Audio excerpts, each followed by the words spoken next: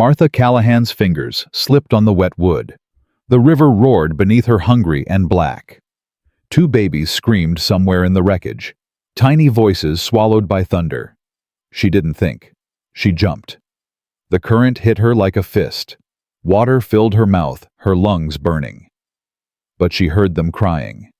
She kept swimming. 10 months ago, she buried her husband without shedding a tear. Tonight, she would risk everything for strangers she'd never met. If you love stories of courage and second chances, subscribe now and follow this tale to the very end. Tell me in the comments, what city are you watching from? I always wonder how far these stories travel. The summer of 1816 had been cruel to Kentucky. Folks called it the year without a summer. Cold rains fell through June and July when there should have been heat. Crops rotted in fields. Rivers swelled past their banks. And on one August night, the Green River finally broke free. Martha Callahan stood on her porch and watched it come. She'd been alone on this farm for 10 months now. 10 months since Samuel died. 10 months of silence so thick it pressed against her chest like a stone. She didn't miss him. That was the truth she couldn't speak aloud. She missed having someone, anyone. The water crept across the pasture, black and hungry. "Lord have mercy," she whispered. Lightning split the sky. In that flash she saw the bridge, the old wooden bridge that connected her land to the main road. It was shaking, groaning. Then she heard it. Wood cracking. Something large breaking apart. Martha grabbed her shawl and ran toward the fence. Rain lashed her face. Mud sucked at her boots. She reached the edge of her property just as the bridge collapsed. But that wasn't all. A carriage. There was a carriage caught in the wreckage, tipped on its side, being dragged by the current. And from somewhere inside, crying, weak, smothered by the storm, but unmistakable, babies. Martha didn't think. She was already moving, already wading into the water before her mind caught up with her body. The cold hit her like a slap. It stole her breath, made her legs heavy as iron. "Hold on," she shouted, though she knew no one could hear. "I'm coming." The current tugged at her skirts. Water rose to her knees, then her waist. She could feel the river trying to pull her under, trying to drag her away. But she kept going. She had to. The carriage was wedged against a fallen tree, rocking with each surge of water. Martha grabbed the edge and pulled herself closer. Her fingers slipped on wet wood. She tried again. Inside, she saw them. Two babies wrapped in soaked blankets, lying in a basket that had somehow stayed upright. They were screaming, their tiny faces red with terror. And beside them, a man. Unconscious, blood streaming from a gash on his forehead. His body slumped against the side of the carriage like a rag doll. Martha's heart hammered. "Mister," she shouted. "Mister, can you hear me?" Nothing. She made a choice. The babies first. Always the babies first. Martha reached in and grabbed the basket. It was heavier than she expected, two babies' wet blankets, the wooden frame. Her arms screamed in protest, but she pulled it to her chest and held on. "It's all right," she said, her voice cracking. "It's all right, little ones. I've got you." She turned and fought her way back toward the bank. The current shoved at her. Twice she stumbled. Once she went down to one knee and felt the water close over her shoulders. But she kept the basket high. She kept those babies above the flood. When she finally reached solid ground, she set the basket down carefully. The babies were still crying, but softer now, exhausted. Martha looked back at the carriage. The man hadn't moved. "Damn it," she breathed. She went back in. The second trip was harder. The water had risen another 6 inches. The current was faster now, angrier. Martha could feel her strength draining with every step. She reached the carriage just as it started to shift. The tree holding it in place was giving way. "No, no, no!" She grabbed the man's collar and pulled. He was heavy, dead weight. His head lolled back, and she saw his face clearly for the first time. Dark hair plastered to his forehead. Strong jaw. A scar above his left eyebrow, old faded. Handsome, even covered in blood. "Wake up!" Martha shouted. "I can't carry you. You gotta help me." His eyes fluttered, just barely. "The boys," he mumbled. "Where are—" "They're safe, I got 'em out. Now move your legs." Something in her voice must have reached him. He tried to stand, and Martha caught him under the arms. Together they stumbled out of the carriage just as the tree snapped and the whole thing tore free. Martha didn't look back. She kept her arms around the stranger and half dragged, half carried him toward the bank. The water pounded against her back. Her lungs burned. Her legs felt like they might give out at any moment. But she could see the grass. She could see the edge. Just a few more steps. Just a few more. They collapsed onto solid ground together. Martha fell to her knees, gasping. The man lay beside her, barely conscious, his chest heaving. The babies were crying again. But they were alive. All of them were alive. Martha looked back at the river. The carriage was gone, swept away around the bend along with the horses and whatever poor soul had been driving. Nothing left but churning black water. She'd done it. Lord help her, she'd actually done it.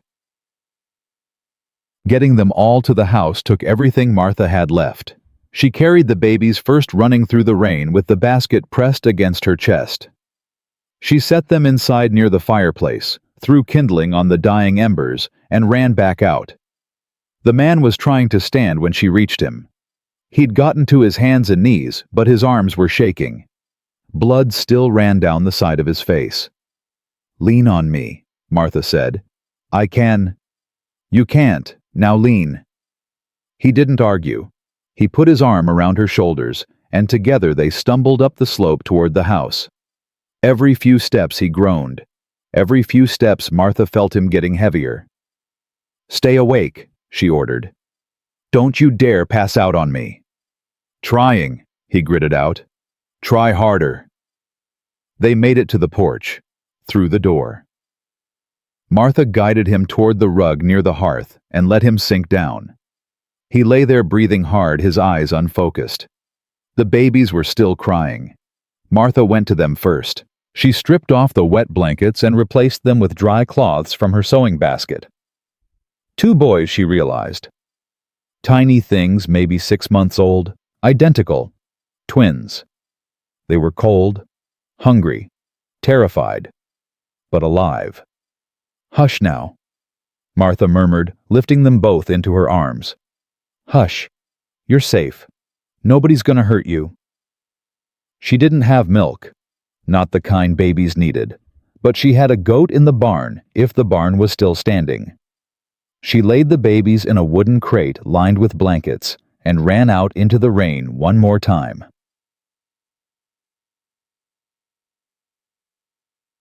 The goat was alive, frightened, bleeding softly from where she'd scraped against the wall, but alive. Martha milked her fast, her fingers shaking with cold and exhaustion. Steam rose from the pail, warm and white. She didn't wait for it to fill.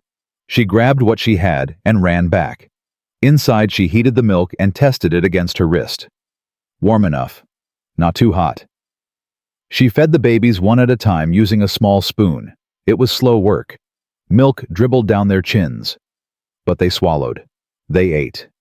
Their cries faded to whimpers, then to silence. One by one, their eyes fluttered shut. Martha sat back and let out a breath she felt like she'd been holding for hours. Then she looked at the man. He was still unconscious. His breathing was shallow, uneven. Martha laid a hand on his forehead. Burning. "Fever," she muttered. "Course there's fever." His clothes were soaked through. If she left him like this, he'd be dead by morning. Martha didn't think too hard about what she had to do. She just did it. She unbuttoned his coat and eased it off his shoulders. His shirt followed, stuck to his skin, clinging like a second layer. She had to pull slowly, carefully. That's when she saw the bruises. Dark purple marks bloomed across his chest and ribs. Deep impacts, some already turning yellow at the edges. When she touched his shoulder, he groaned a low animal sound of pain. This wasn't just a carriage accident. Someone had beaten this man. Martha frowned. She looked at his hands calloused in strange places. Not a farmer's hands, not a merchant's either. These were the hands of someone who knew how to fight. Who was he? She pushed the question aside. There'd be time for answers later if he survived the night. She cleaned the gash on his forehead with hot water and brandy. He stirred but didn't wake. She threaded a needle and stitched the wound, closed, her movements quick and steady. Blood ran warm between her fingers. When she finished, she wrapped his head with strips torn from a clean sheet. Then she covered his bare chest with a dry blanket and pulled him closer to the fire. The babies slept. The stranger slept. And Martha sat down between them, her back against the wall, and waited for dawn.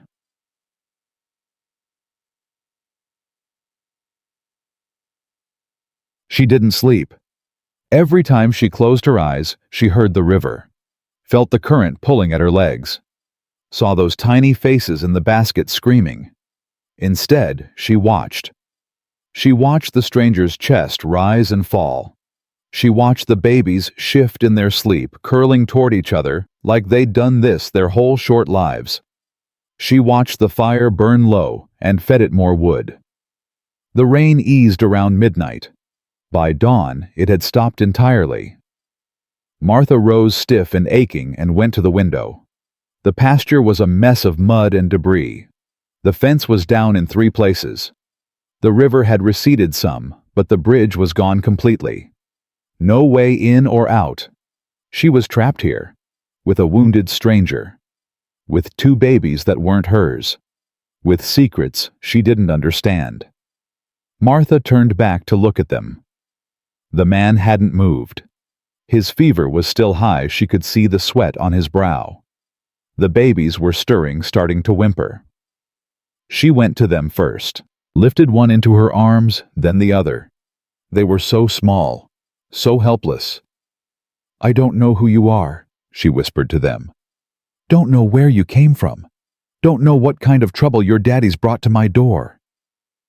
One of the babies, the one with a small mark behind his left ear, grabbed her finger, held on tight. Something cracked in Martha's chest, something she'd kept locked away since Samuel's funeral. "But I reckon," she said softly, "I'll figure it out." She held them close, and outside the summer sun rose over a changed world. The stranger's fever climbed through the first day. Martha checked him every hour, pressing her palm to his forehead, feeling the heat radiate off his skin like a stove. She changed the wet cloths. She forced water between his cracked lips. She did everything she knew to do. It wasn't enough. By afternoon, he was shaking so hard his teeth chattered. Sweat soaked through the blanket she'd laid over him. His eyes moved beneath closed lids, chasing nightmares she couldn't see. "Protect the carriage," he mumbled. Don't let them near the boys." Martha froze. Don't let who near the boys? She looked at the babies sleeping in their crate. They'd eaten well this morning. Their color was good. They didn't know their father was dying 3 feet away. "Who's coming?" Martha asked, leaning closer. "Mister, who's after you?" But he was gone again, sinking back into that dark place where words meant nothing. Martha sat back on her heels. Her hands were shaking, not from cold, from something worse. She'd pulled a man from the river, she'd saved his children, and now she was starting to realize she didn't know what kind of trouble she'd dragged into her home. The babies woke crying an hour later.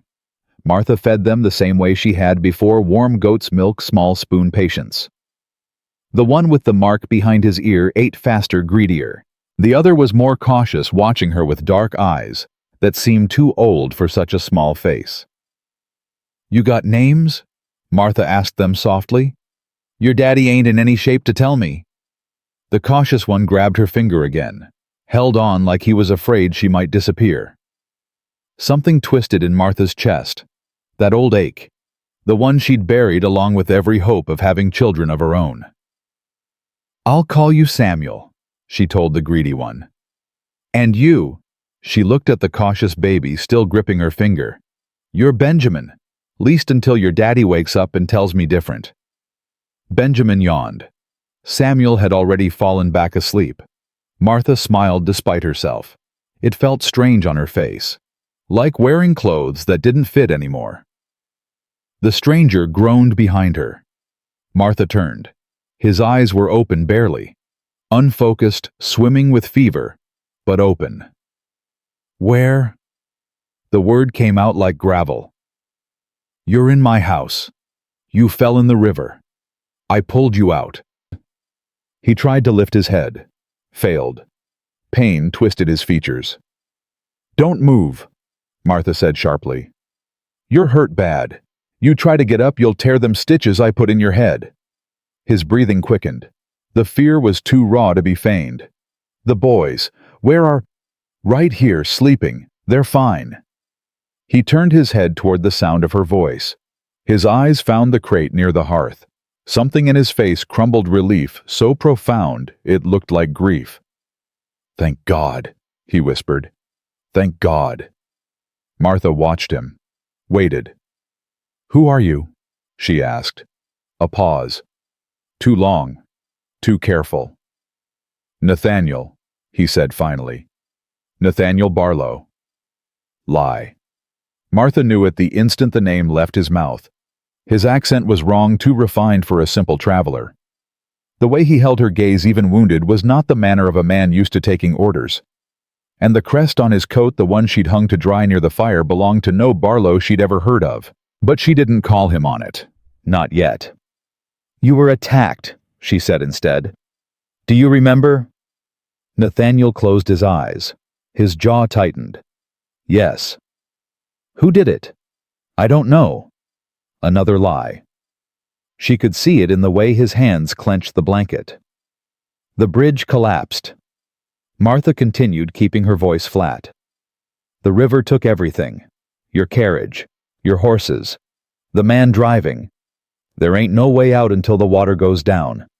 Could be days. Could be weeks. Nathaniel's eyes snapped open. Weeks. The whole valley's flooded. My land's cut off from the main road. Nobody's coming through here for a while. She saw panic flash across his face, just for a second. Then he locked it down, buried it somewhere deep. You're alone here, he asked. I am. No husband. Dead. 10 months. He nodded once, didn't offer condolences, didn't ask questions. She appreciated that. I need to leave, he said suddenly. I need to get the boys somewhere safe. You can barely keep your eyes open. You ain't going nowhere. You don't understand. His voice dropped low, urgent. They'll come back. Cold slid down Martha's spine. Who'll come back? Nathaniel didn't answer. His eyes were already closing. The fever dragging him back under. His breathing turned ragged, uneven. Martha touched his forehead. Still burning. She sat there for a long moment, watching him struggle against unconsciousness. Watching him lose. Then she stood, went to the door and locked it. She took her late husband's rifle from the wall. Checked the load. It was ready. She set it beside her chair. And she waited. The fever lasted 2 days. Nathaniel drifted in and out, never fully awake, never fully asleep. He spoke in fragments, names Martha didn't recognize, orders delivered in a voice that expected obedience. Hold the line, he muttered once. Don't retreat. Don't. His body jerked. His hands clawed at the blanket. Easy, Martha said, pressing a fresh cloth to his forehead. Easy now. You're safe. He didn't hear her. He was somewhere else. Somewhere with gunfire and screaming men. The babies cried. Martha fed them, changed them, rocked them when they wouldn't settle. She learned to tell them apart without thinking Samuel was louder, hungrier, more demanding. Benjamin was quieter, more watchful, but when he cried, the sound cut deeper. Between feedings, she tended to Nathaniel, changed the bandage on his head, forced water down his throat, fought him when he thrashed, held him down when the nightmares took him. On the second night, the fever spiked. Nathaniel shook so violently, Martha thought he might break apart. She piled every blanket she owned over him, fed the fire until the heat grew almost unbearable. It didn't help. His skin stayed cold despite the sweat. His teeth chattered loud enough to wake the babies. His breath came in short, sharp gasps. He was dying. Martha knew it. She'd seen it before with her father years ago. That same gray pallor, that same rattling breath. She couldn't let it happen. Without thinking too hard about what it meant, Martha climbed under the blankets beside him. She pressed her body against his, wrapped her arms around his chest, tried to give him warmth. She wasn't sure she had left to give. Nathaniel shuddered, turned toward her instinctively, his face pressed against her neck. Martha went still. Her heart pounded too loud, too fast. She could feel every inch of him, the hard muscle beneath his skin, the stubble on his jaw, the desperate heat of his fever. It had been 10 months since she'd been this close to a man. 10 months since she'd felt another body against hers. Samuel had rarely touched her even when he was alive. Their marriage had been practical, not passionate. This was different. This was survival. Martha closed her eyes and stayed where she was. She breathed slowly, steadily, until his shaking began to ease, until his breathing deepened, until the worst of the crisis passed. She stayed there all night. By dawn, the fever had broken. Nathaniel woke drenched in sweat, weak and disoriented. His eyes opened slowly, struggling to focus. It took him several seconds to realize where he was, and several more to notice Martha beside him. He pulled away at once. Embarrassment flooded his face. "I'm sorry," he said, his voice rough. "I didn't mean to—" "You had a fever. You were shaking yourself to pieces. I was just trying to keep you warm." He nodded slowly. Couldn't meet her eyes. "Thank you." Martha rose and went to the stove.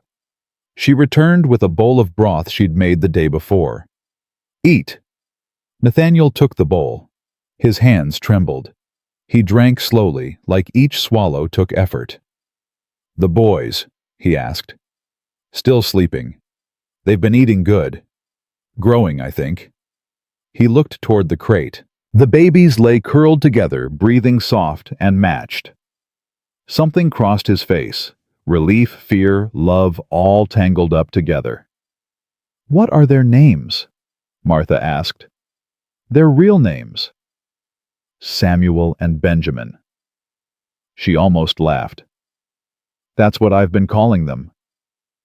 Nathaniel looked at her. Truly looked. "You named them?" "Had to call them something. The one with the mark is Samuel." "Benjamin. Benjamin has the mark." Martha nodded. She'd had it backwards. Didn't matter. "How old are they?" 6 months. Nearly 7. She sat down across from him, close enough to see the way his jaw tightened when he moved, close enough to see the fear he was trying to hide. "You lied to me," she said quietly, "about your name." Nathaniel's hand froze on the bowl. "I know a lie when I hear one," Martha continued. "Lived with them long enough. So here's what's gonna happen. You're gonna tell me the truth, who you are, who's after you, why those men tried to kill you. And if I don't like what I hear, you and your boys are gone the minute that water goes down." Silence stretched between them. Nathaniel set the bowl down slowly. His eyes met hers, dark, steady, measuring. "If I tell you the truth," he said, "you might wish you'd let me drown. Try me." He drew a breath, let it out slow. "My name is Nathaniel Harrison. My family owns half the tobacco land in Virginia. Plantations, shipping routes, connections to politicians in Richmond and beyond." Martha's stomach tightened. "When my brother William died last year, I inherited everything. The land, the money, the enemies." "Enemies?" "My cousin Marcus. He's next in line after me and my sons. If we die—" Nathaniel's voice hardened. "He gets it all." "You're saying your own kin tried to kill you." "I'm saying 4 men attacked my carriage on a road nobody travels. I'm saying they knew exactly where I'd be and when. I'm saying they beat me half to death and would have drowned my children if you hadn't pulled us from that river." Martha sat back. Her mind raced. "How do you know it was him?" "Because Marcus has wanted me dead since the day I was born." Nathaniel's jaw clenched. He smiled at William's funeral. "Did you know that?" Smiled. "And when the lawyer read the will, and my name was on it instead of his." He stopped, breathed. "I saw his face. I know what he's capable of." "Then go to the law. Tell them what you know." Nathaniel laughed. It was a bitter, broken sound. "The law. Marcus has judges in his pocket. Politicians who owe him favors. Men who'd swear the sky was green if he paid them enough." He shook his head. "I have no proof. Just suspicions. And suspicions don't stop bullets." Martha looked at the babies, at their tiny hands, their peaceful faces. "So you ran?" "I ran, took my sons and headed west. Thought if I could disappear for a while, find somewhere safe, I could figure out a plan." He gestured weakly at the room around them. "Didn't get very far." Silence fell, heavy, thick with everything left unsaid. "Why are you telling me this?" Martha asked finally. Nathaniel met her eyes. "Because you saved my life, saved my children. You could have let us drown. You didn't." He swallowed hard. "I owe you the truth, even if the truth puts you in danger." Martha stood, walked to the window. The pasture was still a mess of mud and debris. The river had receded more, but the crossing was impossible. "If they come looking for you," she said slowly, "what happens? They won't find anything. My carriage is gone. The driver is dead. For all anyone knows, we drowned with everything else." "But if they do come," Nathaniel's voice dropped, "then you tell them you know nothing. You didn't see me. You didn't see the children. You're just a widow alone on an isolated farm. You have no reason to lie." Martha turned to face him. "And if they don't believe me, they will." "How do you know?" "Because you're the most convincing person I've ever met." A ghost of a smile crossed his face. "You made me believe I might actually survive this." Martha didn't smile back. "Don't make promises you can't keep, Mr. Harrison. I've had enough of those to last a lifetime." She went back to the babies, lifted Benjamin into her arms. He grabbed her finger again, holding on tight. Behind her, Nathaniel watched, and for the first time since the fever broke, something other than fear showed in his eyes. Something like hope. The days fell into a rhythm. Martha rose early, milked the goat, made breakfast, fed the babies while Nathaniel ate his own meal, slowly, still weak, still healing. They traded tasks without discussing it. She tended the children while he rested. He watched them while she worked outside fixing fences, checking on the livestock, assessing the damage from the flood. It was too comfortable. Martha noticed it on the fourth day. The way Nathaniel knew exactly how she took her coffee. The way she'd started leaving his mug in the same spot every morning. The way they moved around each other in the small house like they'd been doing it for years. Dangerous. She was getting attached. To the babies, to him. To this strange little family that wasn't hers and never would be.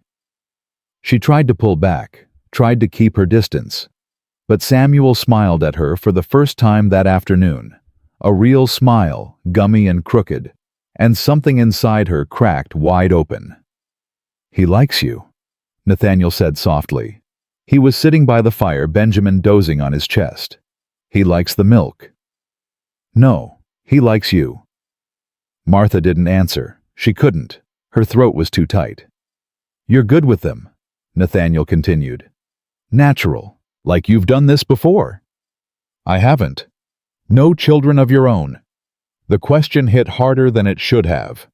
"No," Martha said shortly. "My husband died before there was time." Nathaniel nodded. He didn't push, didn't pry. "Catherine wanted a big family," he said after a moment. 4, maybe 5. We used to talk about it at night, make up names, argue about who they'd look like. His voice caught. She died before she got to hold them. Minutes after they were born. The bleeding wouldn't stop. Martha looked at him. I'm sorry. So am I. He pressed a kiss to the top of Benjamin's head. Every day. They sat in silence. Not uncomfortable. Just heavy. Two people carrying grief they couldn't put down. She would have liked you, Nathaniel said suddenly. You don't know that. I do. Catherine admired strength. And you. He met her eyes. You're the strongest person I've ever met. Martha looked away. Strength ain't always a virtue, Mr. Harrison. Sometimes it's just stubbornness. Then I admire your stubbornness, Mrs. Callahan. She almost smiled. Almost. Martha. What? My name. It's Martha. If you're going to be staying under my roof eating my food, you might as well use it. A slow warmth spread across Nathaniel's face. Then call me Nate. Everyone does. Everyone who matters anyway. Martha nodded once. A small thing. A shift in the air between them. All right, Nate. Now hand me that baby. It's time for his feeding. Nate passed Benjamin over. Their fingers brushed. Just for a second. Just long enough to feel the heat of his skin. Martha pulled away quickly. Too fast. She was falling too fast. And she had no idea how to stop. On the 5th day, Nate managed to walk to the door without staggering. He stood there for a long time, staring out at the ruined pasture. The river had receded enough to see the banks again. Another week, maybe less, and the crossing would be possible. Martha came to stand beside him. Thinking about leaving. Thinking about what happens when I do. You'll go back to Virginia. Eventually, when I have proof.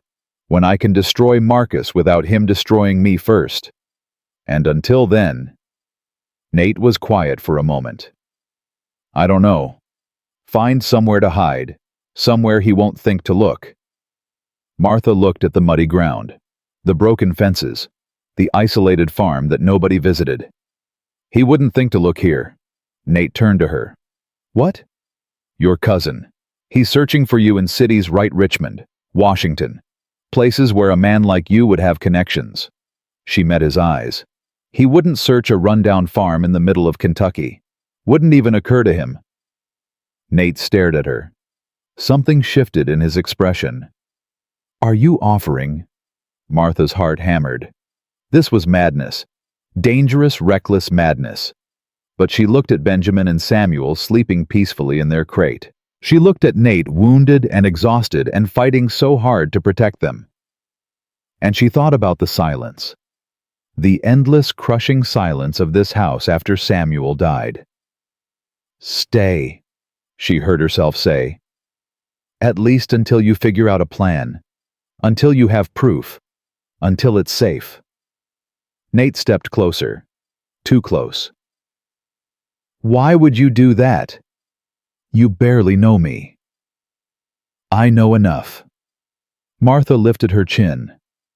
I know you love those boys more than your own life. I know you'd die before letting anyone hurt them. And I know...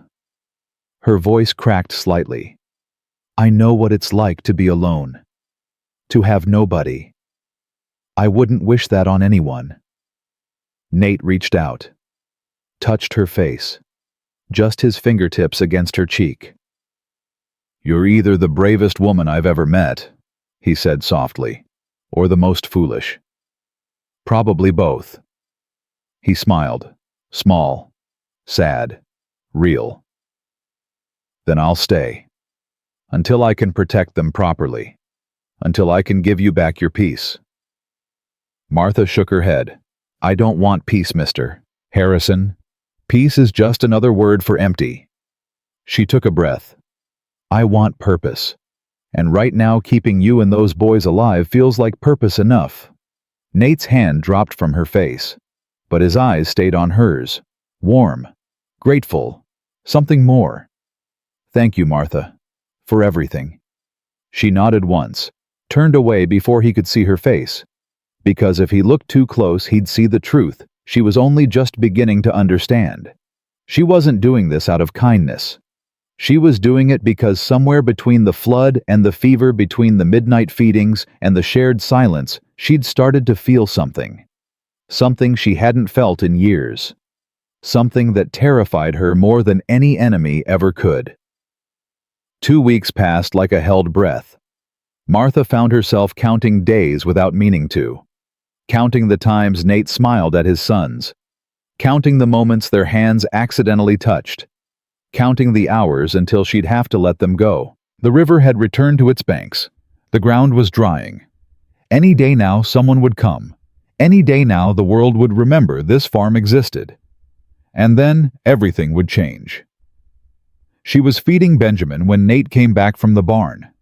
His movements had grown stronger over the past week. The bruises on his chest had faded from purple to yellow.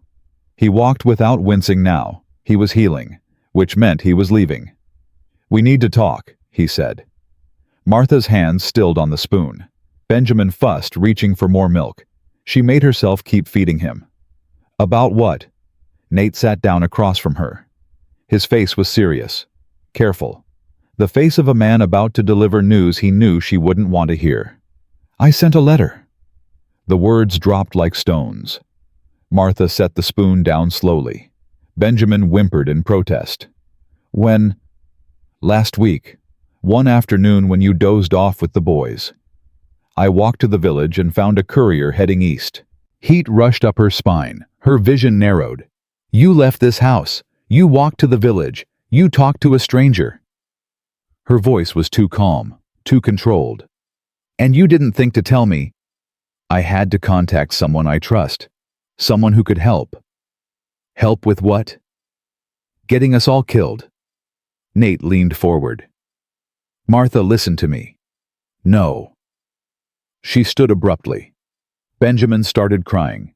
She bounced him against her shoulder, trying to soothe him, but her own heart was racing too fast. "You brought danger into my home. You lied about your name. You told me we were safe because everyone thinks you're dead. And now you're telling me you sent a letter." "I was careful." "Careful." Martha laughed. It was an ugly sound. "There ain't no such thing as careful when men want you dead. That courier could talk. The postmaster could notice. Someone could intercept that letter and trace it back here. They won't. You don't know that." Samuel woke screaming. The sound pierced the room, mixing with Benjamin's cries. For a moment, chaos reigned, 2 babies wailing. Martha trembling with fury. Nate frozen in his chair. Then he moved. He crossed the room, took Samuel from the crate, and held him close. The baby's cries softened. Nate looked at Martha over Samuel's head, and his eyes were steady. "I had to try," he said quietly. "Hiding forever isn't a plan. It's surrender. And I won't surrender my son's future because I'm too afraid to fight." Martha wanted to argue, wanted to rage, but she saw the determination in his face, the same determination she'd seen when he dragged himself from the river bleeding and broken, asking about his children before he even knew if he was dying. This wasn't recklessness. This was desperation. She took a breath, then another. "Who did you write to?" "A man named Colonel Thomas Crawford. He served with me during the war. We fought together at Fort Meigs. He's retired now, living in Richmond, but he still has connections. Military men who owe him favors. Politicians who respect his service." "And you trust him?" "With my life." "That ain't what I asked." Martha stepped closer. "Do you trust him with your sons' lives, with mine?" Nate held her gaze.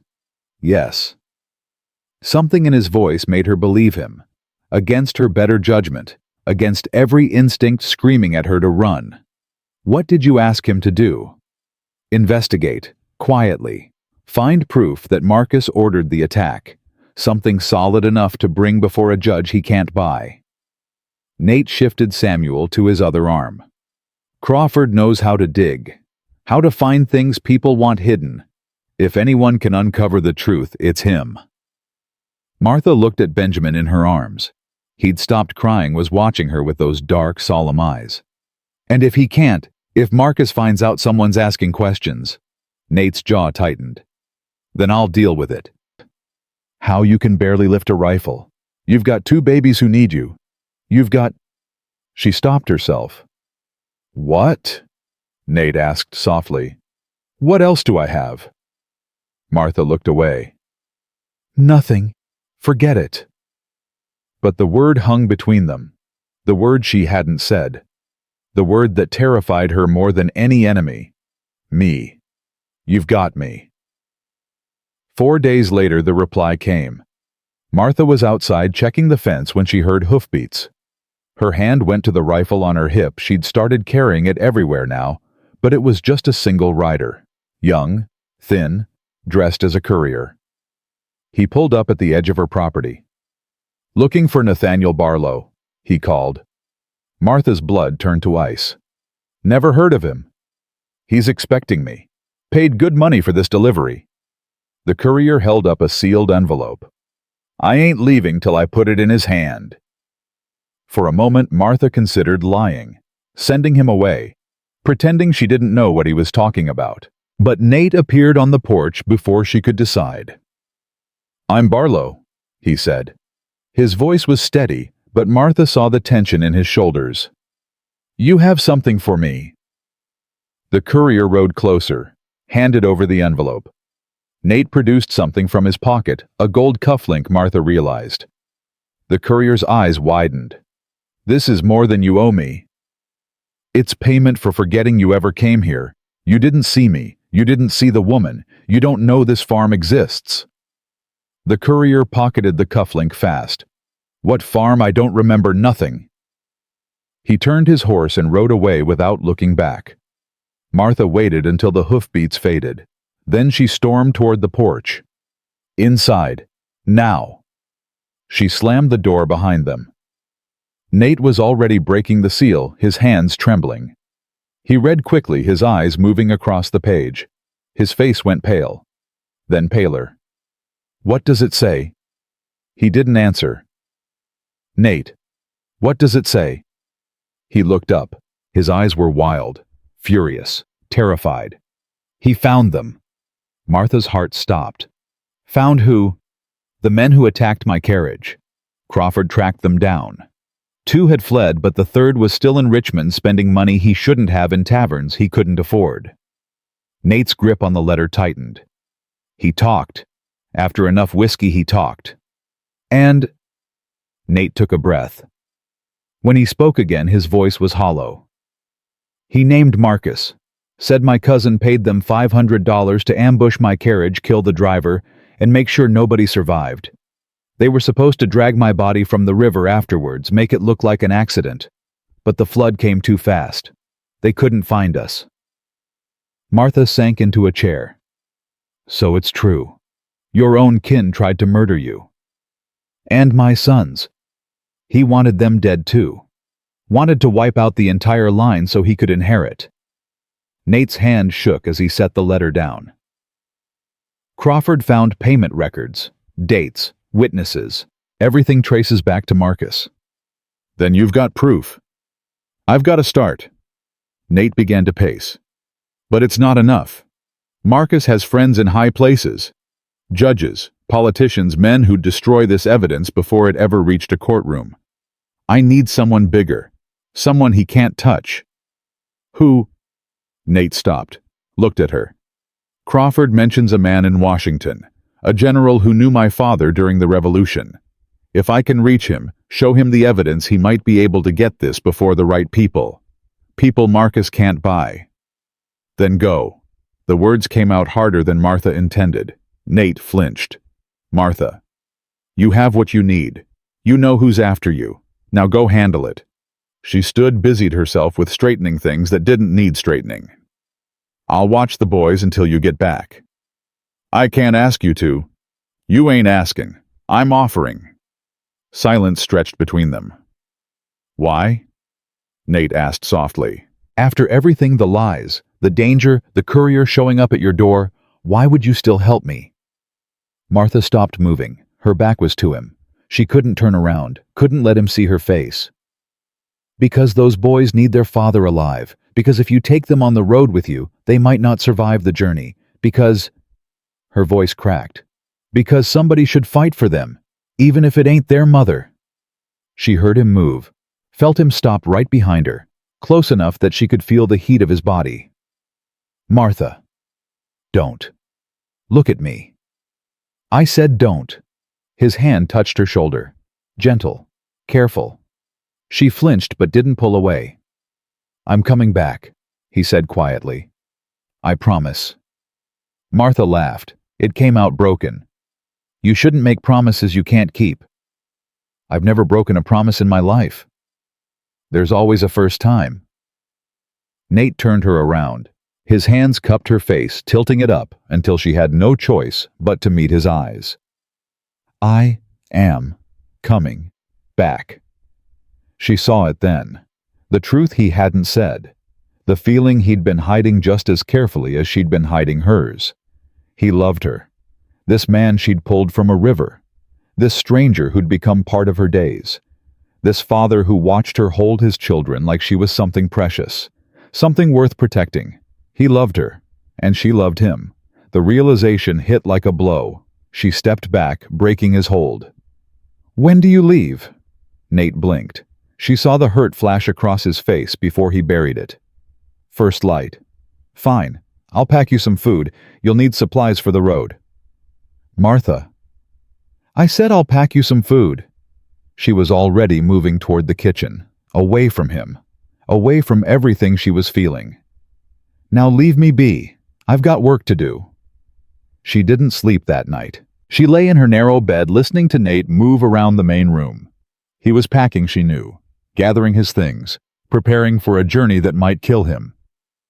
Every few minutes she heard him stop, heard the soft sounds of the baby's breathing, heard him murmur something she couldn't quite make out, saying goodbye. Martha pressed her face into the pillow and refused to cry. At dawn, she rose and went to the kitchen. Nate was already dressed. His coat was clean, she'd washed it last week, and his boots were sturdy. He looked like a different man than the one she'd pulled from the river. Stronger, healthier, ready to fight. She handed him a sack of food. Bread, dried meat, a small jar of preserves.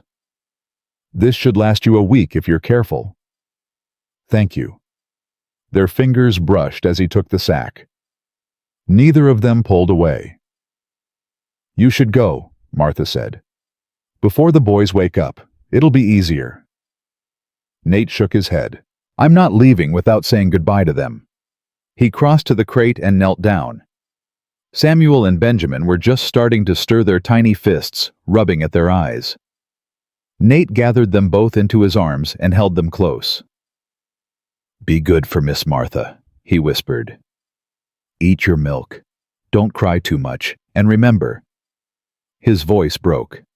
Remember that your daddy loves you, more than anything in this world, more than his own life. He kissed them. First Samuel, then Benjamin.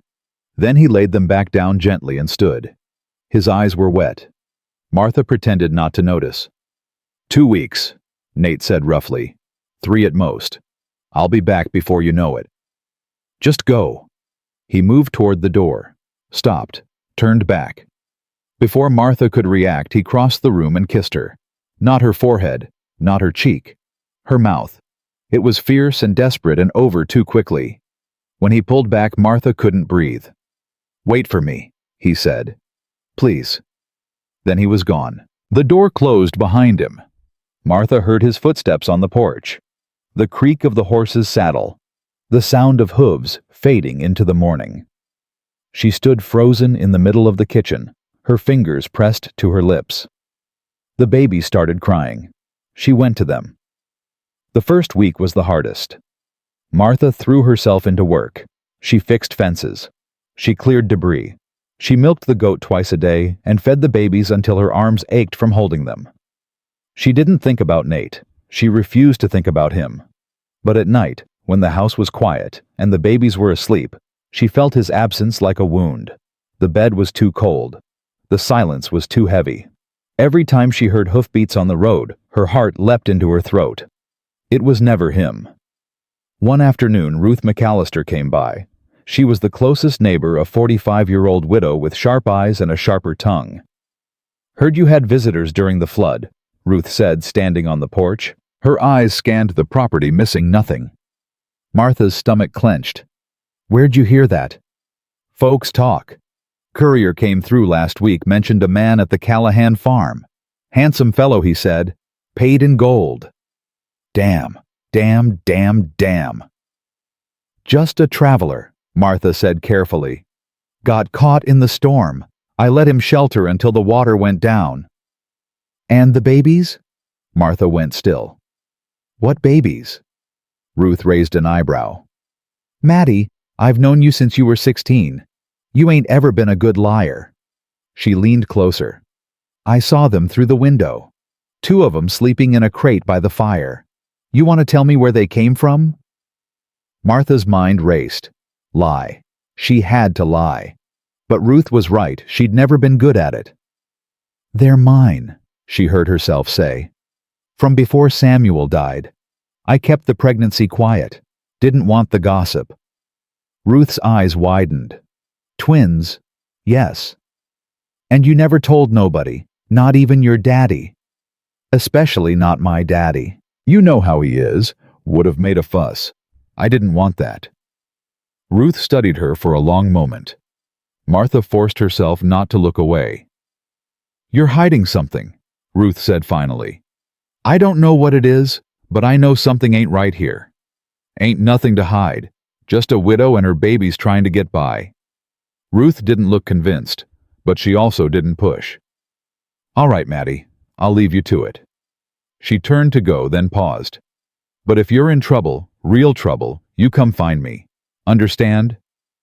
Whatever this is, you don't gotta face it alone." Something softened in Martha's chest. "Thank you, Ruth." "Don't thank me yet. I'm still deciding if you're crazy or just stubborn." "Probably both." Ruth almost smiled. "Yeah, probably." She left without another word. 2 weeks passed, then 3. No letter, no message, no sign of Nate. Martha told herself not to worry. Told herself the roads were slow, the distance was long, these things took time. But fear crept in anyway. Quiet, persistent, growing stronger every day. What if he'd been caught? What if Marcus had found him? What if he was lying dead in a ditch somewhere and she'd never know? What if he simply wasn't coming back? That thought hurt worst of all. By the 4th week, Martha had stopped counting days. She fed the babies. She worked the farm. She went through the motions of living. But something inside her had gone quiet. She was sitting on the porch one evening, Samuel in her arms, when she heard them. Horses, multiple horses, coming up the road. Her blood turned to ice. She stood quickly, pressing Samuel against her chest. Benjamin was inside, sleeping. She couldn't get to him without passing whoever was coming. The rifle was by the door. Too far. The horses came into view. 3 riders. All men. All strangers. They stopped at the edge of her property. "Evening, ma'am," the lead rider called. He was well dressed. Polished boots. Clean coat. Too clean for a traveler. "Can I help you, gentlemen?" "We're looking for someone. A man. Might be traveling with 2 young children. You seen anyone like that?" Martha's heart pounded, but she kept her voice steady. "Lots of travelers come through. Hard to remember 'em all." The lead rider smiled. It didn't reach his eyes. "This one's special.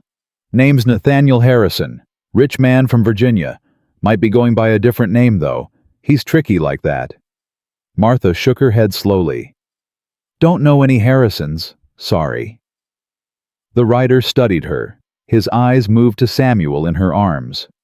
"That's a fine-looking baby. How old? 7 months. Got any more? Just the one." "Lie. Please let him believe the lie." The rider's gaze lingered on her face. Then he nodded. "All right, ma'am. Sorry to bother you." He tipped his hat. "If you do see this Harrison fellow, you let someone know. There's a reward. $100. I'll keep that in mind. The riders turned their horses, started back down the road. Martha didn't move until they were out of sight. Then she grabbed the rifle, ran inside, and locked every door. Benjamin was awake now, fussing in his crate. Martha gathered both babies and carried them to the back room. The room with the smallest window. The room where nobody could see in. She sat there in the dark, holding Nate's sons, and prayed. Prayed that he was alive. Prayed that he was coming back. Prayed that when those men returned, and she knew they would, she'd be ready. Because Martha Callahan had survived floods and loss, and a husband who never loved her. She would survive this too, or die trying. The riders came back 3 days later. Martha was in the barn when she heard the horses. She grabbed the rifle and ran for the house, her heart slamming against her ribs.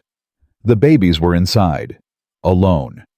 She burst through the back door just as the knock came at the front. "Mrs. Callahan!" A man's voice, different from before, deeper, more dangerous. "We know you're in there. Open up." Martha scooped both babies from their crate.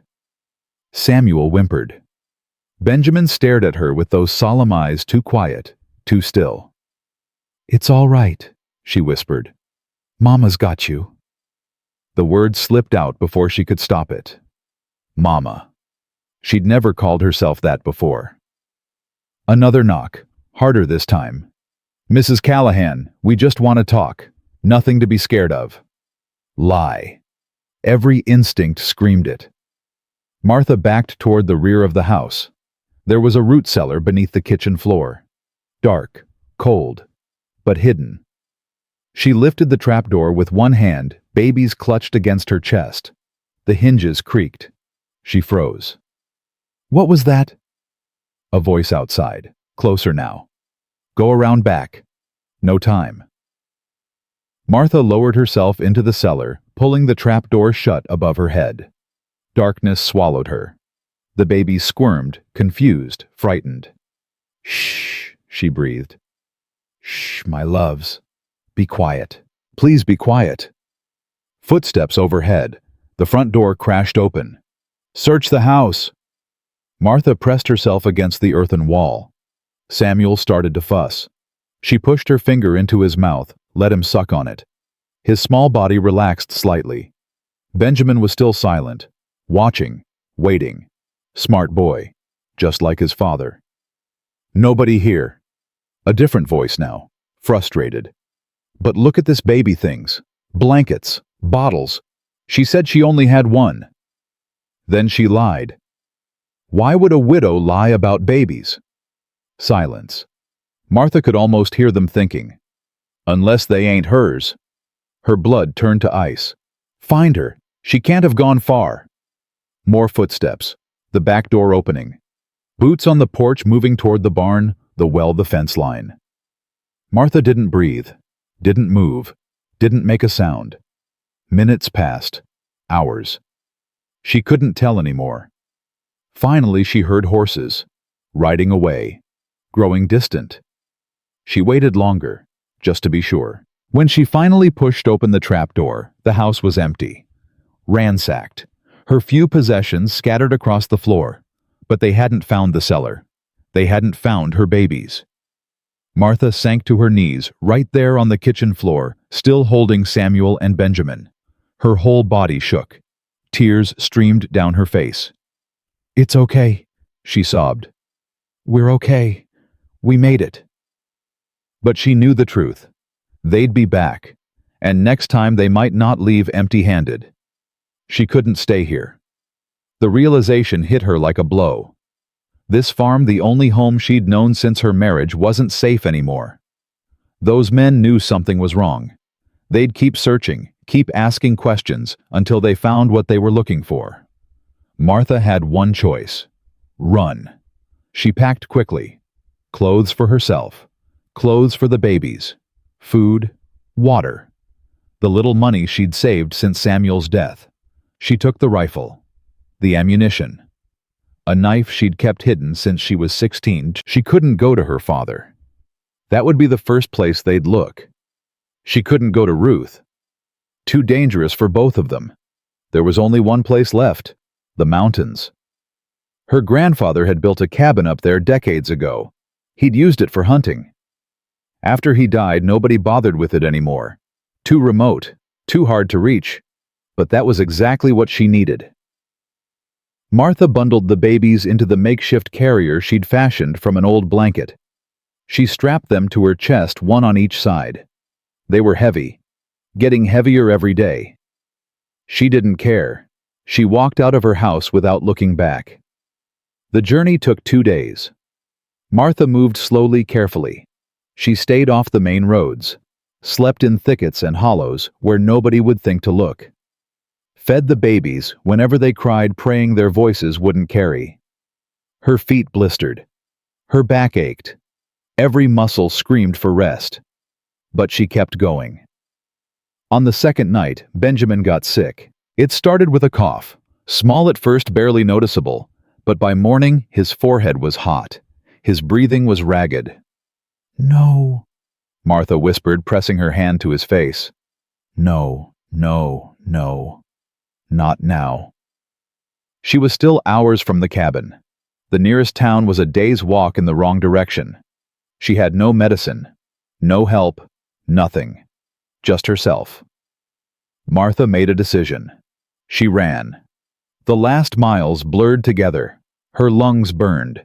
Her legs screamed. Samuel cried the whole way, jolted by her desperate pace. But Benjamin was too quiet, too still. When she finally saw the cabin through the trees, she almost collapsed with relief. Inside, she laid both babies on the old cot and went to work. She built a fire, boiled water, found dried herbs in a tin her grandmother had left behind, few elderflower things she half remembered from childhood. She made a tea, cooled it, dripped it into Benjamin's mouth, one drop at a time. He swallowed, coughed, swallowed again. "Come on, baby," Martha begged. "Come on, fight for me." The fever raged through the night. Martha didn't sleep. She held Benjamin against her chest, skin to skin, trying to share her warmth. She sang the songs her mother used to sing. She prayed to a God she wasn't sure she believed in. And somewhere in the darkest hour, the fever broke. Benjamin's breathing eased. His skin cooled. His tiny hand found her finger and held on. Martha wept. Not sad tears this time. Relief. Gratitude. Love so fierce it frightened her. These weren't her children. She knew that. She'd known it from the start. But somewhere along the way that had stopped mattering. They were hers now, in every way that counted. And she would die before she let anyone take them from her. The days in the cabin blurred together. Martha fell into a routine. Wake before dawn. Feed the babies. Haul water from the stream. Check the snares she'd set for rabbits. Keep the fire going. Keep watch. Always keep watch. She talked to the babies constantly. Told them stories about her childhood. About her mother who'd died when Martha was 12. About her father who'd never quite recovered. About Samuel, her husband, not the baby, and how she'd married him without love because she thought that was all she deserved.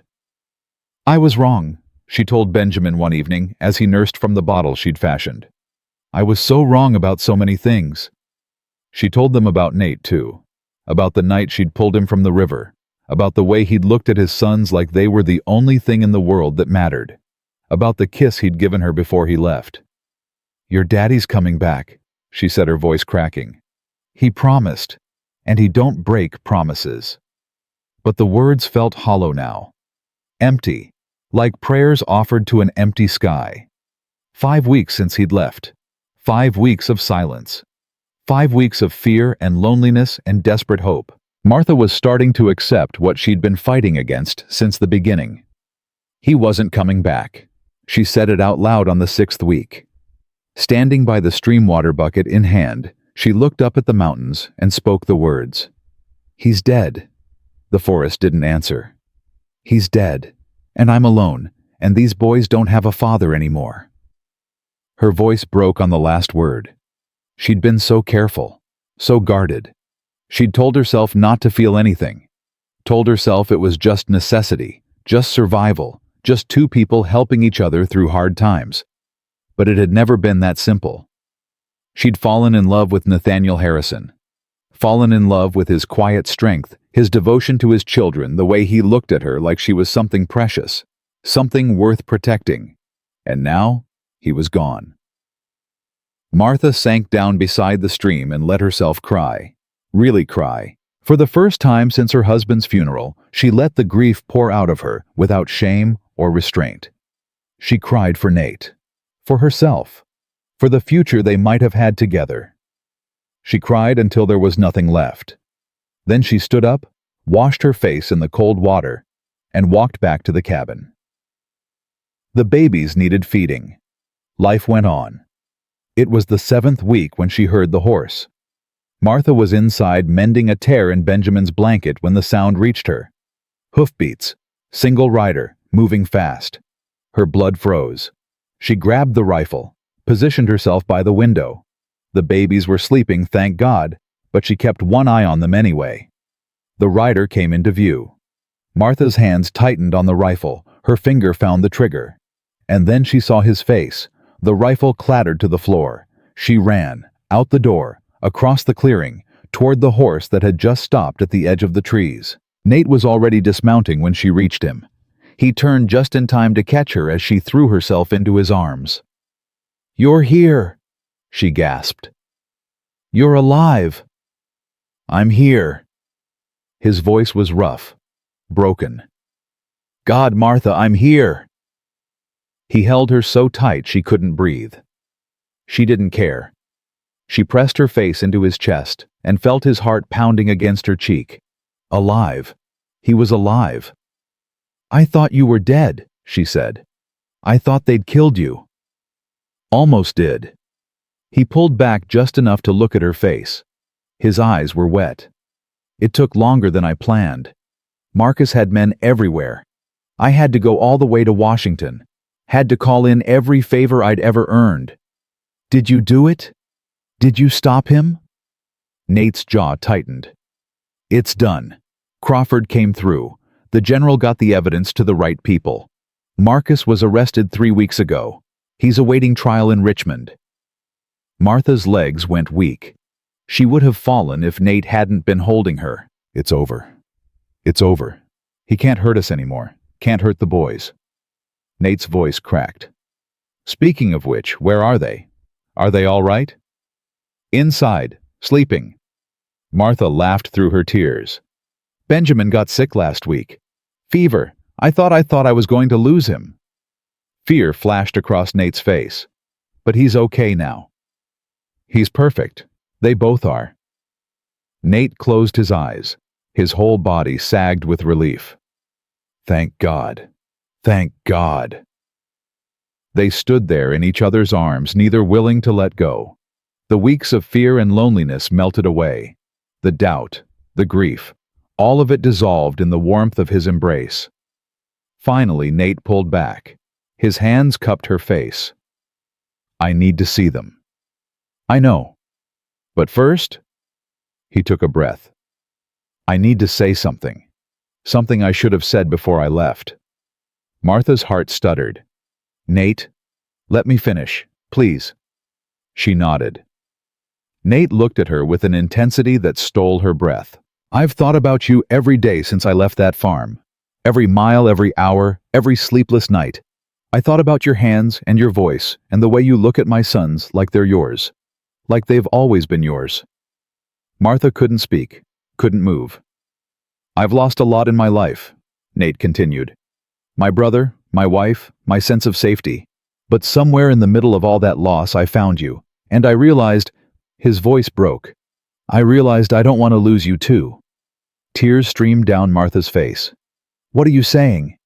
Nate dropped to one knee. Martha's heart stopped. "I'm saying I love you. I'm saying I've loved you since the moment you pulled me from that river. I'm saying—" He reached into his pocket and pulled out a simple gold ring.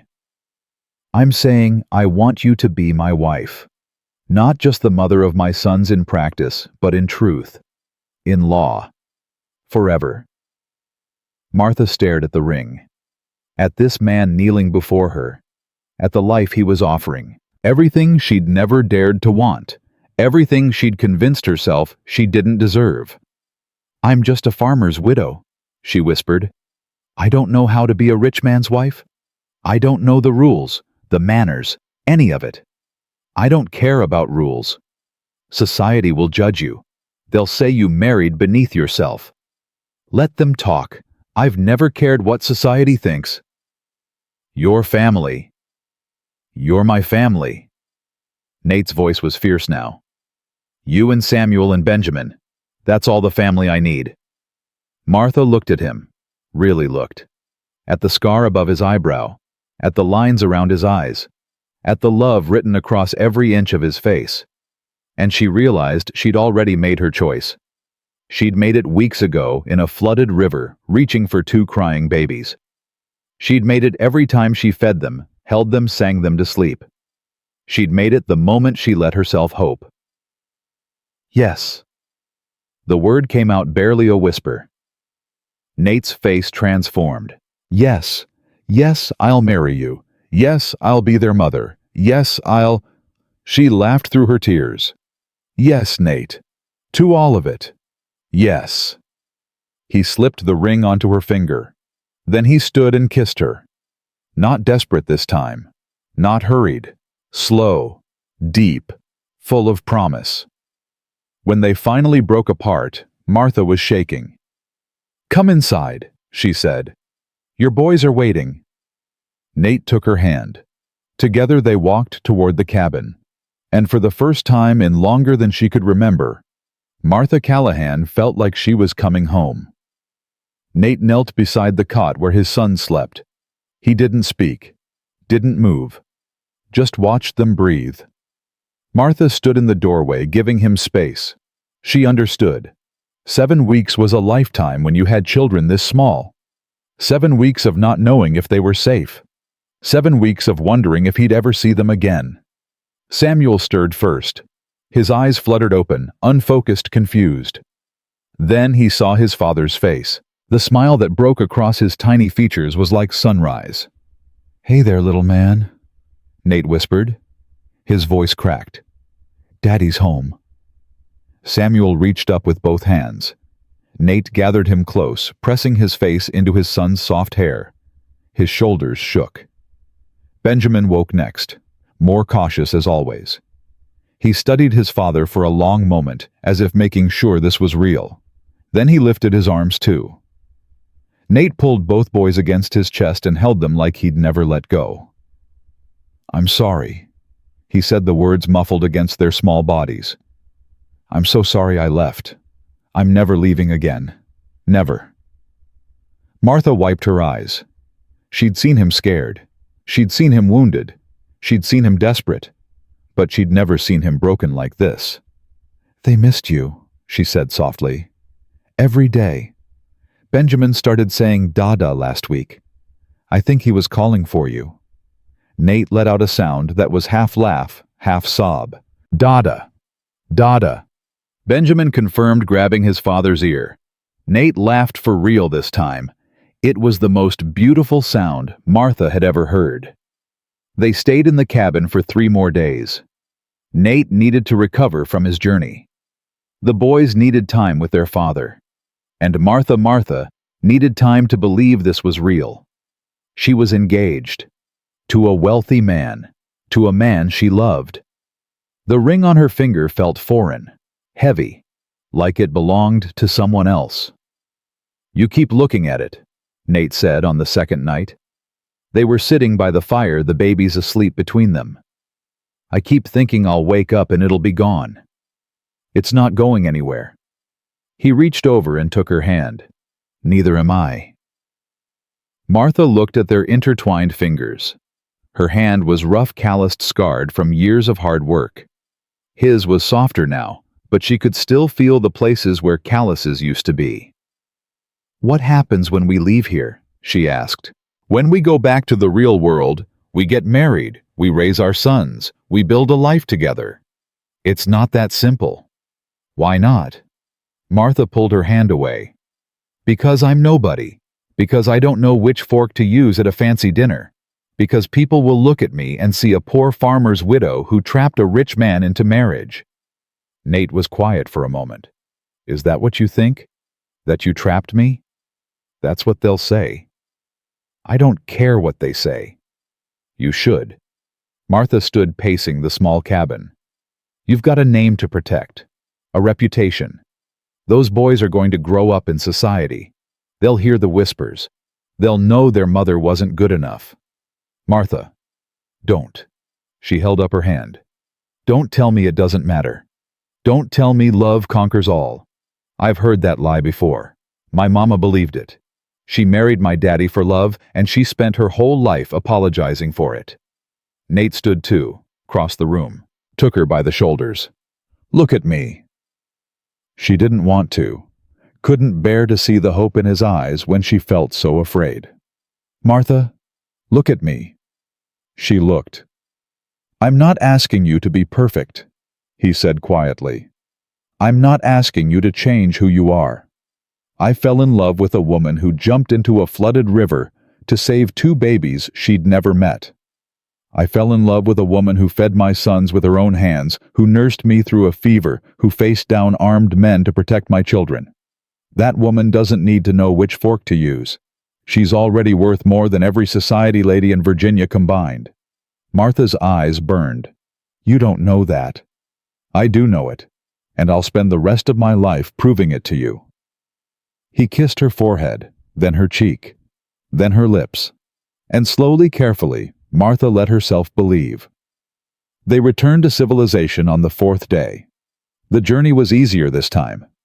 Nate had brought a wagon supplies, everything they needed. The babies rode in a proper basket, now padded with blankets shaded from the sun. Martha sat beside Nate on the driver's seat, her hand in his. "Where are we going?" she asked. "Home." "Your home?" "Our home." He squeezed her hand. "Harrison Hall. It's been in my family for 3 generations. My father built it with his own hands after the war." Martha tried to imagine it. A grand house. Servants. Land stretching as far as the eye could see. She couldn't. "I'm scared," she admitted. "I know." "What if I can't do this? What if I fail?" Nate looked at her. His eyes were soft. "Then you fail. And we try again. And again. Until we get it right." "That simple?" "That simple." Martha leaned her head against his shoulder. "I hope you're right. I usually am." She almost smiled. "Arrogant. Confident. Same thing. Not even close." This time she did smile. Small, reluctant, but real. The wedding was small. Martha insisted on it. She didn't want spectacle. Didn't want crowds of strangers judging her dress, her hair, her every move. She wanted something quiet, something true. Nate gave her exactly that. They married in a small church outside Richmond. Martha's father came, his eyes bright with tears he refused to shed. A few of Nate's trusted friends attended. Colonel Crawford, 2 men who'd served with him during the war, and their wives. That was all. Martha wore a simple dress. Cream-colored linen. No lace. No jewels. Ruth McAllister had helped her make it, traveling all the way from Kentucky for the occasion. "You look beautiful," Ruth said, adjusting the hem. "I look terrified." "Same thing on a wedding day." Martha laughed despite herself. The ceremony was brief.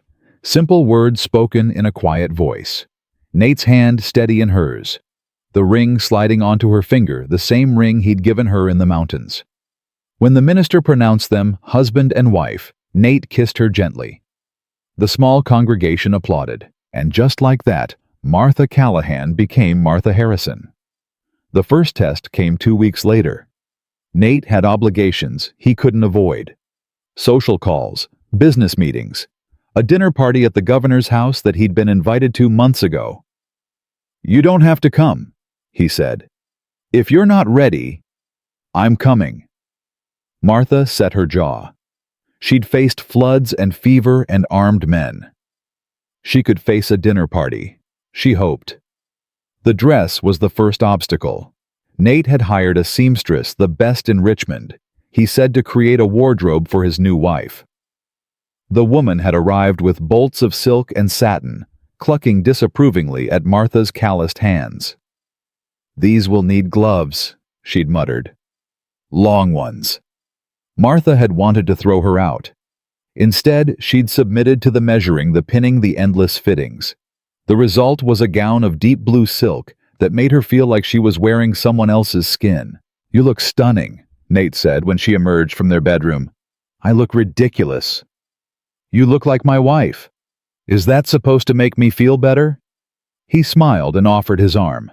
"Come on, let's go terrify some aristocrats." The dinner was exactly as bad as Martha feared. The moment they walked in, she felt the stares, the whispers, the raised eyebrows and pursed lips. "That's her," someone murmured. "The farmer's widow. Can you believe it? A Harrison married a nobody. I heard she was his nurse, probably got pregnant to trap him." Martha's hands clenched into fists. Nate's arm tightened around hers. "Ignore them," he said quietly. "Easy for you to say. It really isn't." They made their way through the crowd. Nate introduced her to people whose names she immediately forgot. Senators, businessmen, their wives dressed in gowns that cost more than Martha's childhood home. Everyone was polite. Everyone smiled. Nobody was friendly. Dinner was worse. Martha sat at a long table surrounded by strangers, trying to remember which utensil was for what. She reached for the wrong glass once, used her fish fork on the salad. Small mistakes that felt enormous under the weight of so many watching eyes.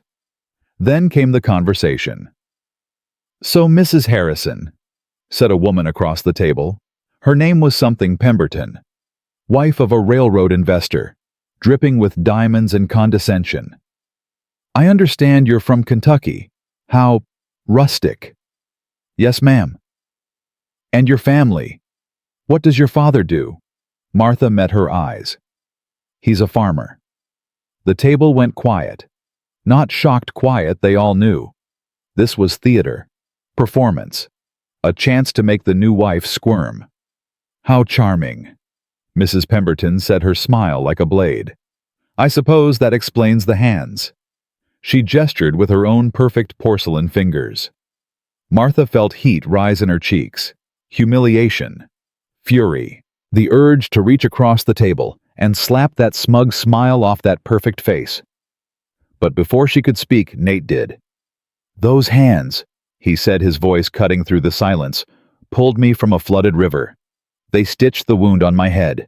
They fed my sons when I couldn't lift my arms. They held a rifle to protect my children when armed men came looking for them." The table went truly silent now. Nate looked at Mrs. Pemberton with cold, steady eyes.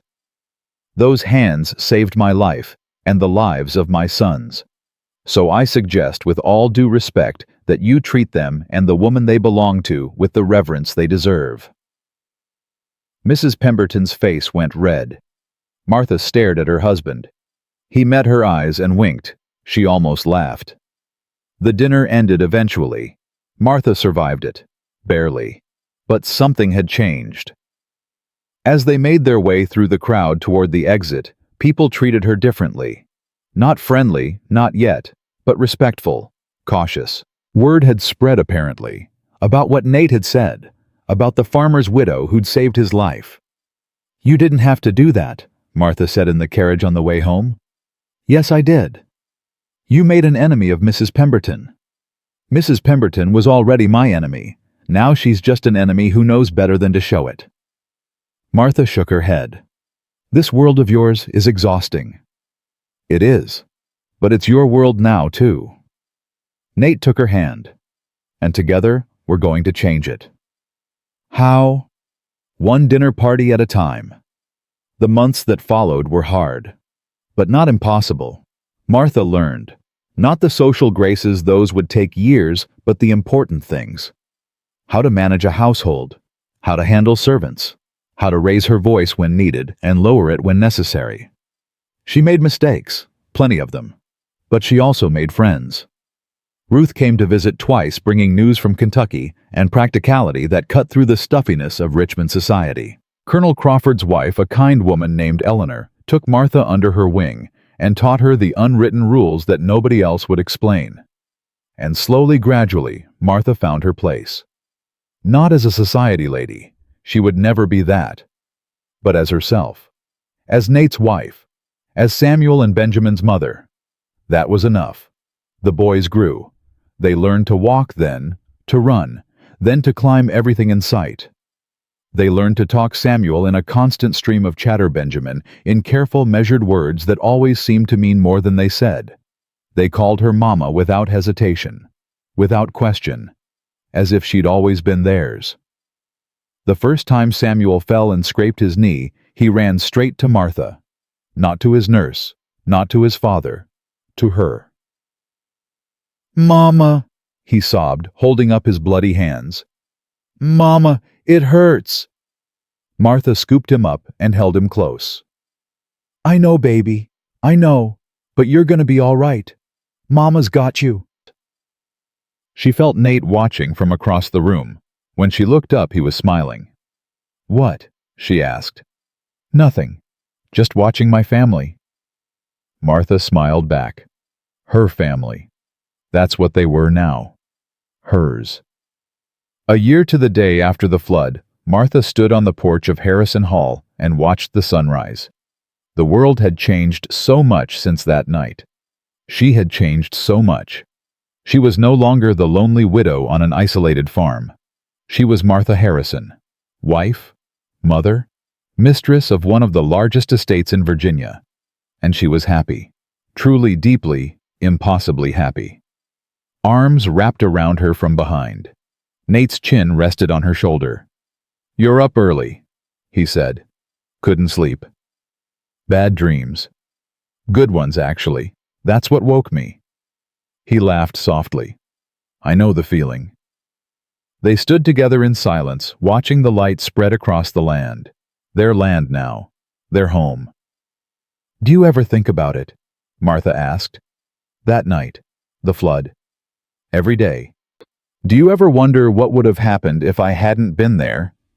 Nate was quiet for a moment. "I try not to." "Why?" "Because the answer terrifies me." He tightened his arms around her.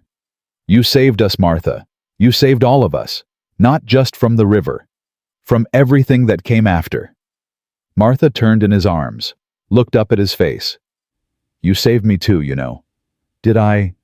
I was dying before you came, not physically, but inside. I'd given up on everything love family, the idea that life could be anything other than empty." She touched his face. "You gave me a reason to live again." Nate kissed her forehead.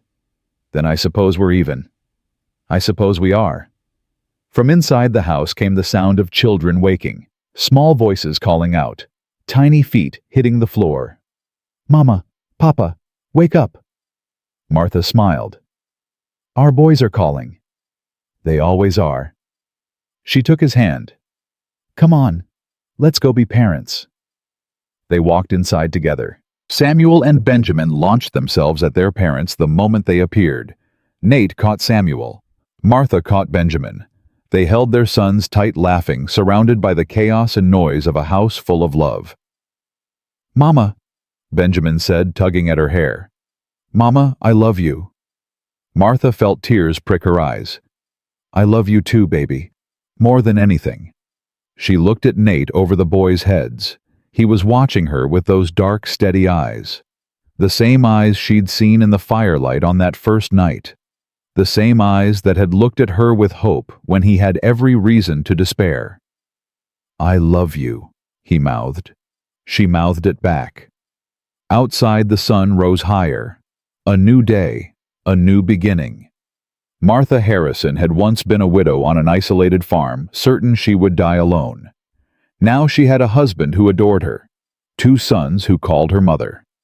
A home filled with laughter and love, and the sweet chaotic noise of family. She had everything she never dared to dream of, and she would hold on to it with both hands, with her whole heart, for the rest of her life. Because Martha Callahan Harrison had learned something in that flooded river on that terrible night. She'd learned that the deepest love often comes from the darkest storms. That family isn't about blood, it's about choice. That a woman alone can survive anything but a woman with something to fight for can conquer everything. And she had conquered. She had won. She was finally truly completely home.